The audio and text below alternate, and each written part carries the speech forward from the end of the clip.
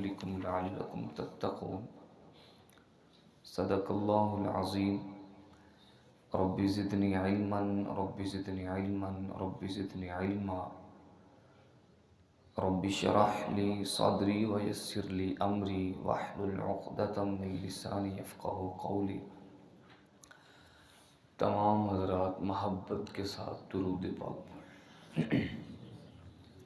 اللہم صلی علی محمد وعلی آل محمد کما صلیت علی ابراہیم وعلی آل ابراہیم انک حمید مجید۔ اللہم بارک علی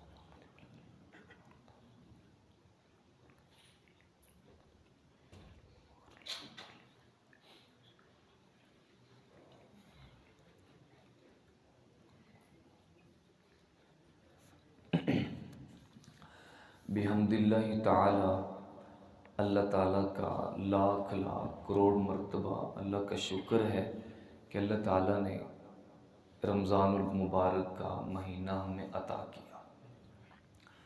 آپ حضرات کے سامنے ہے کہ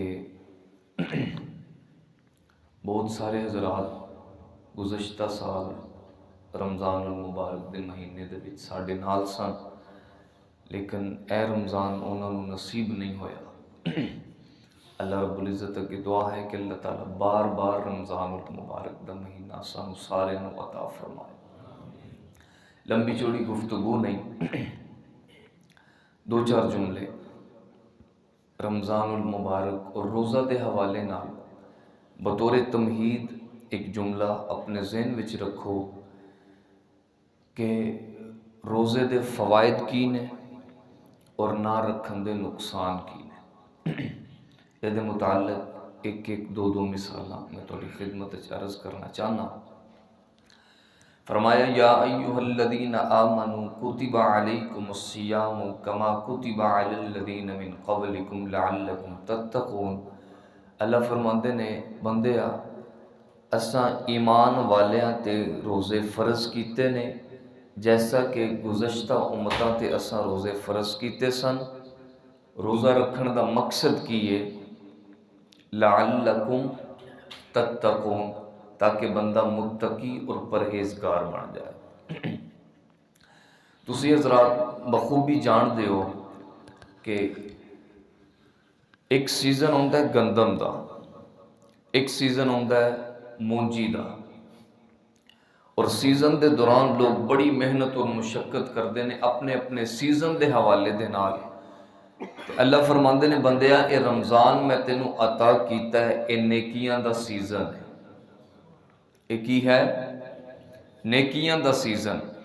لمحہ بلمحہ پل بپل اللہ تعالیٰ نے اتنیاں رعایتاں اور نیکیاں دے اندر اللہ تعالیٰ نے اتنا اضافہ فرما دیتا کہ بندہ تصور بھی نہیں کر سکتا۔ اللہ رب العزت کی دعا ہے کہ اللہ صحیح صحیح روزہ رکھن دا حق ادا کرن دی توفیق عطا فرمائے۔ روزہ رکھن دا فائدہ کی ہے؟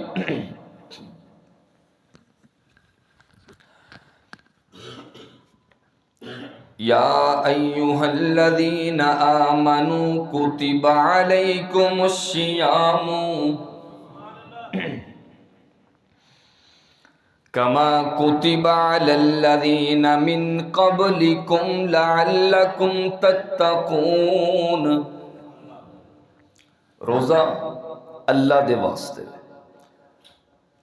حضور علیہ السلام نے فرمایا، حدیث قدسی ہے، الصیام لی وانا اجزی بہ۔ اللہ فرماندے نے بندیا اے روزہ میرے لئیے اور اے دی جزا میں خود ہی عطا کراں گا، اور اللہ تعالیٰ دی ذات ہی جان دی ہے کہ اللہ تعالیٰ ادا کتنا اجر اور ثواب عطا کرے گا۔ روزہ رکھن دا فائدہ میں عرض کرنا چاہنا، توجہ کرنا۔ اللہ فرماندے نے بندیاں تو روزہ رکھنا ہے میرے لئی صبح صادق دے ٹائم تو لے کے غروب آفتاب تک، نہ کھان دی وجہ تو نہ پین دی وجہ تو بندے دے میدے دے وچوں ایک بو پیدا ہو جاندی ہے۔ رب کہندا ہے بندے کسے دے قریب بہ جانے تے لوگ تیرے منہ دی اس بو نو پسند نہیں کردے، پر میں رب اعلان کرنا تو کھانا میرے لئی چھوڑے تو پینا میرے لئی چھوڑے تو جمع میرے لئی چھوڑے تے میں رب اعلان کرنا میں تیرے میدے دی بونو صرف پسند نہیں کردا، میں رب اعلان کرنا تیرے میدے دی بو مینوں مشک نالوں بھی زیادہ پسندیدہ ہے۔ صرف پسند نہیں کرتا بلکہ مشک سے بھی زیادہ اللہ رب العزت اس بو کو پسند کرتا ہے۔ کیوں؟ کیونکہ یہ اللہ کی ذات کے لیے ہی روزہ رکھا گیا۔ آگے بڑھتا ہوں، رسول کریم صلی اللہ علیہ وسلم نے فرمایا الصیام جنتن، روزہ کا فائدہ یہ ہے الصیام جنتن کہ روزہ جو ہے وہ جہنم سے بچنے کے لیے ڈھال بن جائے گا۔ اگر انسان جہنم میں جانا بھی چاہے، اللہ اسے بھیجنا بھی چاہے، تو روزہ اللہ کے سامنے کھڑا ہو جائے گا اور بندے کے لیے سفارش کرے گا، اور روزے کی سفارش کو اللہ رب العزت قبول فرما لیں گے۔ لعلکم تتقون، اگے اللہ دا قرآن اعلان کر دیں ایام معدودات، اللہ فرماتے ہیں اس سارے سال دے روزے نہیں، چند گنتی دے روزے نہیں۔ اور گزشتہ امتوں کے جو روزے تھے وہ کسی امت کے حصے میں 2 مہینے کے مسلسل روزے تھے، کسی امت کے ہر مہینے میں 3 روزے رکھا کرتے تھے، اور اللہ تعالیٰ فرما رہے ہیں ایام معدودہ، اور آگے رعایت کے عطا کی۔ حضور علیہ السلام کے ایک صحابی حضرت سرما رضی اللہ تعالی عنہ، اب قانون کیا تھا کہ جب سارے دن کا روزہ رکھا تو شام کے وقت اگر سو گئے تو کھانے پینے کی اجازت ختم۔ سارا دن مزدوری کی، رات کو کھانے کا انتظار کرنے کے لیے بستر پر لیٹے، آنکھ لگ گئی، اب کھانے پینے کی پابندی لگ گئی، صبح اٹھے اور نڈال حالت، پھر بغیر کھانے کے روزہ رکھنا پڑا۔ تو رسول کریم صلی اللہ علیہ وسلم کے پاس آئے تو حضور علیہ السلام نے نازک حالت دیکھی۔ دوسری روایت، حضرت عمر رضی اللہ تعالی عنہ آپ نے اپنی بیوی کے ساتھ مجامعت کر لی، تو جب رسول کریم صلی اللہ علیہ وسلم کے پاس آئے تو آ کر اپنی پریشانی کا اور پریشانی کے اظہار کیے، یا رسول اللہ میں تو یہ کر بیٹھا ہوں۔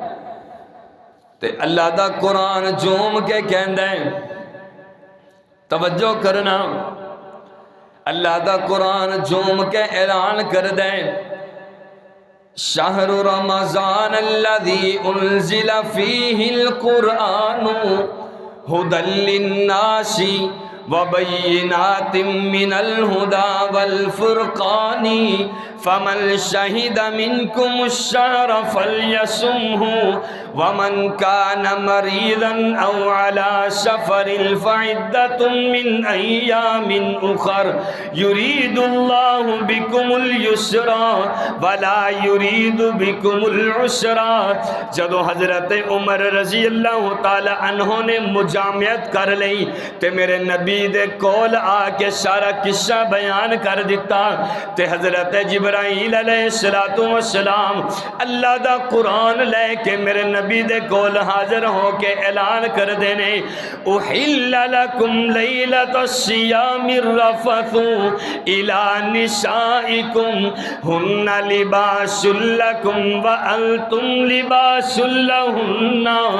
رب کہندا میرے سونے پہلو پابندی ایسی کہ رات نو آرام جے کرنا شروع کر دیتا ہے تے تسی بیویاں دے قریب نہیں جا سکدے، دوبارہ اٹھن تو بعد کھان پین نہیں کر سکدے۔ رب کہندا کملی والے تیری امت نو میں رعایت عطا کر دینا کہ رات نو میں ساری کھلم کھلی اجازت عطا کر دیتی ہے۔ پہلے تو روزہ مشکل ہی اتنا تھا کہ اگر آنکھ لگ گئی تو دوبارہ نہ کھانے کی اجازت ہے، نہ پینے کی اجازت ہے، نہ مجامعیت کی اجازت ہے۔ یہ رسول کریم صلی اللہ علیہ وسلم کی وجہ سے اللہ تعالیٰ نے یہ ہمیں رعایت عطا کر دی کہ صبح سے لے کر غروب آفتاب تک صرف روزہ ہے۔ تو روزہ جس طرح گزشتہ جمعے میں بھی میں نے عرض کیا کہ کھانے پینے سے صرف رکنے کا نام روزہ نہیں ہے، بلکہ آنکھ کا بھی روزہ ہونا چاہیے، کانوں کا بھی روزہ ہونا چاہیے، اپنی زبان جو غیبت اور چغلیوں میں ہمیشہ مبتلا رہتی ہے، ان ساری چیزوں کا روزہ ہونا چاہیے۔ میرے معزز سامعین، یہ تو فوائد ہیں روزہ رکھنے کے۔ آخری بات آپ کی خدمت میں عرض کرنا چاہتا ہوں کہ روزہ نہ رکھنے کا نقصان کیا ہے۔ پہلی بات یہ کہ یہ روزہ رکھنا سنت نہیں، مستحب نہیں، بلکہ فرض ہے۔ فرض ہے۔ جو فرض کا تارک ہوتا ہے، فرض کو چھوڑنے والا ہوتا ہے، وہ گناہ کبیرہ کا مرتکب ہوتا ہے۔ آج آپ نے اپنے معاشرے کا آپ وزٹ کر کے دیکھ لیں کہ لوگوں کے دلوں میں اس روزے کی اہمیت ہی نہیں ہے، لوگ روزہ رکھتے ہی نہیں ہیں۔ جم مزدوری کرنی ہے، مشکل بڑا ہے۔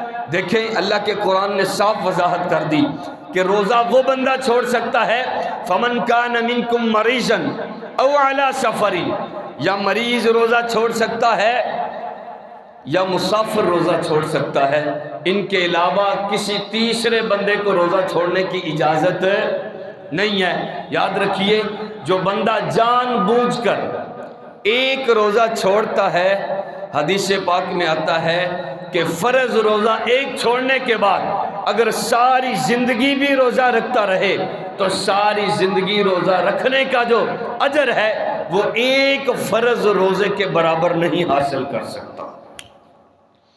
ایک فرض روزہ ایک طرف ہے اور دوسری طرف ساری زندگی کے روزے ہیں۔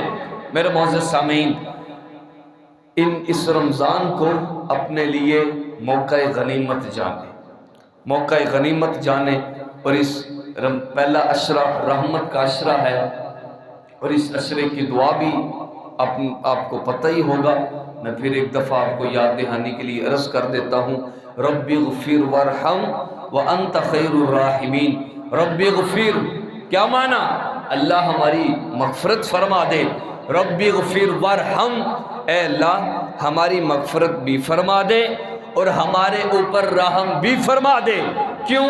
وانت خیر الراحمین، کہ تجھ سے بہتر کوئی رحم کر سکتا ہی کوئی نہیں، اللہ سے بہتر کوئی رحمت کرنے والا نہیں ہے۔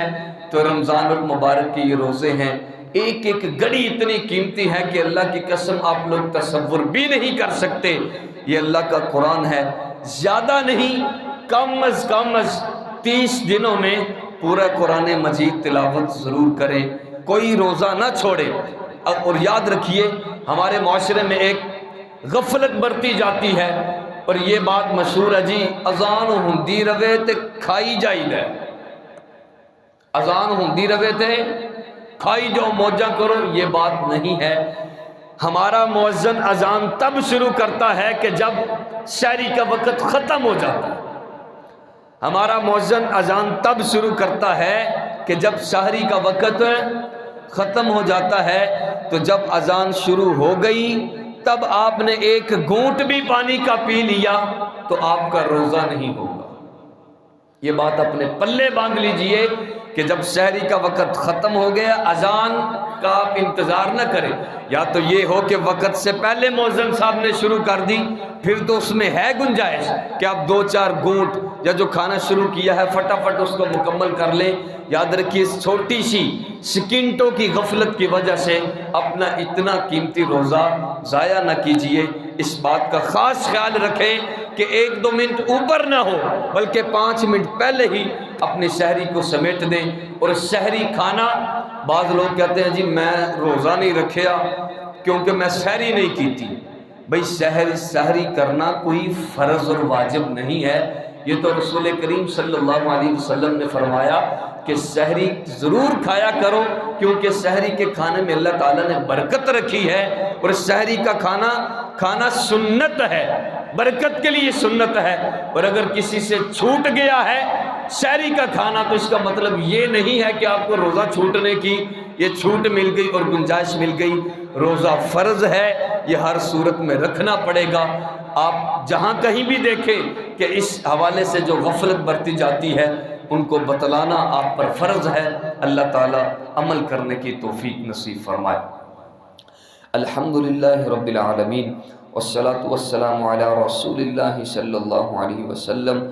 اللہم ما اصبح بی من نعمت او بأحد من خلقک فمنک وحدک لا شریک لک فلک الحمد ولک الشکر۔ رب اغفر وارحم وانت خیر الراحمین، رب اغفر وارحم وانت خیر الراحمین، رب اغفر وارحم وانت خیر الراحمین۔ اے اللہ، جب نزع کا عالم طاری ہو، ہم سب کی زباں پر جاری ہو لا الہ الا اللہ محمد الرسول اللہ، وصلی اللہ تعالی علی خیر خلقہ محمد وعلی آلہ واصحابہ اجمعین برحمتک۔